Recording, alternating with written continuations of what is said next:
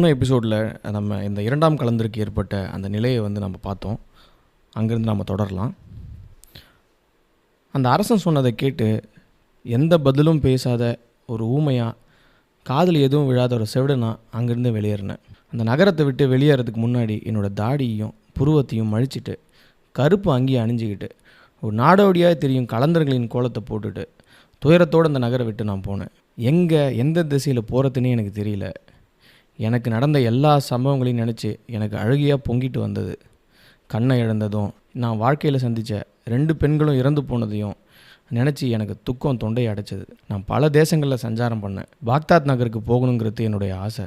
அங்கே போயிட்டா யாராவது என்னை கலிஃபாவிடம் அழைச்சிட்டு போய் விடமாட்டாங்களா, அவரிடத்துல என்னோடய துர்பாகியத்தை எடுத்து சொன்னால் அவர் எனக்கு ஆதரவு தந்துட மாட்டாரா அப்படின்னு யோசிச்சுக்கிட்டு இருந்தேன். அப்போ இந்த நகரை வந்தடைந்த போது இந்த மனிதரை பார்த்தேன். அவருக்கு வணக்கம் சொல்லிவிட்டு, நீங்கள் அந்நியரா, இந்த ஊருக்கு புதியவரா அப்படின்னு கேட்டேன். ஆமாம், நான் அந்நியன்தான் என அவரும் பதில் சொன்னார். சீக்கிரத்தில் இன்னொரு நபர் எங்களிடத்துல நீங்கள் அந்நியர்களா அப்படின்னு கேட்டார். அதற்கு நாங்களும் அந்நியர்கள் தான் அப்படின்னு அவருக்கு பதில் தந்தோம். அதற்கு பின்னாடி நாங்கள் 3 ஒன்றா இரவு வர வரைக்கும் நடக்க தொடங்கினோம். அல்லாஹ் எங்களை வழிநடத்த இந்த வீட்டை வந்தடைந்தோம். என் கண்ணை இழந்து மயிர் சிறைத்து நாடோடியாக அலையும் காரணத்தை சொல்லிட்டேன் அப்படின்னு சொல்லி இரண்டாம் கலந்தர் தன்னுடைய கதையை சொல்லி முடிக்கிறார். அதை கேட்டு நீங்கள் சந்தோஷமாக இந்த வீட்டை விட்டு போகலாம் அப்படின்னு அந்த பெண் சொன்னான். அதுக்கு மற்றவங்க கதையை கேட்காம நான் இந்த இடத்த விட்டு போக மாட்டேன் அப்படின்னு இரண்டாம் கலந்தர் சொல்கிறாரு. அந்த இரண்டாம் கலந்தருடைய கை கட்டுகளில் அந்த கருப்படிமை அழுத்து விடுறார். விடுதலை அடைஞ்ச சந்தோஷத்தில் இரண்டாம் கலந்தர் முதல் கலந்தருடைய பக்கத்தில் போய் நின்றுக்கிறார். இப்போது மூன்றாம் கலந்தருடைய கதையை சொல்கிறதுக்கான நேரம். பின்னே என்னோடய தாடியை சிறைச்சிக்கிட்டதுக்கும் கண்ணை எழுந்ததுக்குமான கதை மற்ற 2 பேர்கள் நேர்ந்த சம்பவங்களோட வினோதமானது.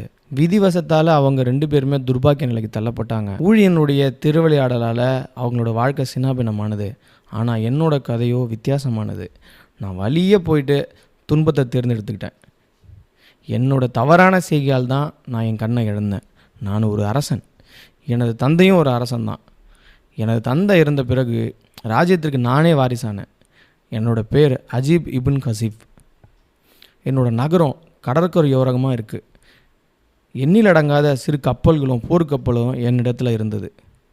ஒரு நாள் எனக்கு சொந்தமான தீவுக்கு போய் உல்லாசமாக பொழுதை கழிச்சிட்டு வரலாம் அப்படின்னு திட்டமிட்டு 1 மாதத்துக்கு தேவையான பொருட்களை சேகரிச்சுக்கிட்டு கப்பலில் பயணம் பண்ணேன். நினச்ச மாதிரியே தீவுகளில் கேளிக்கையாக நேரத்தை போக்கிட்டு திரும்பி விட்டேன். அப்படி தீர அனுபவிச்சுட்டு வந்தோம். அழுக்காமல் மீண்டும் கடல் பயணம் போகணும் அப்படிங்கிற ஆசையானது என்னை ஆட்டுவிக்க ஆரம்பிச்சது. கடல் பயணத்துக்கான அனைத்து ஏற்பாடுகளையும் செய்துட்டு என்னோடய பரிவாரங்களோடு கப்பல் ஏறினேன். 40 நாட்கள் நடுக்கடலில் பயணம் அமைதியாக கழிந்தது. எந்த சிரமமும் எனக்கு நேரலை. ஆனால் 41வது இரவு புயல் காத்தானது எல்லா திசைகளிலிருந்தும் கடுமையாக வீச ஆரம்பித்தது. கடலலைகள் ஆவேசத்துடன் கொந்தளிக்க ஆரம்பித்தது. இருள் எங்களை சூழத் தொடங்கியது. கப்பலானது தள்ளாடியது. நாங்கள் நம்பிக்கை இழந்துட்டோம். எல்லாரும் எல்லாம் வல்ல இறைவனிடத்தை எங்களை காப்பாற்றுமாறு மன்னாடி கேட்டுக்கிட்டோம். இருந்தோம் அலைகளின் வெறித்தனம் விடிகாலை வரை ஓயவே இல்லை. அதன் பிறகுதான் அலைகளின் வேகமானது படிப்படியாக தணிந்து கடல் அமைதி அடைந்தது. சூரியன் உதித்ததும் கடல் அலைகள் ஓய்ந்து விரிந்து பறந்த ஒரு பாய் போல கடலானது சலனமே இல்லாமல் இருந்தது.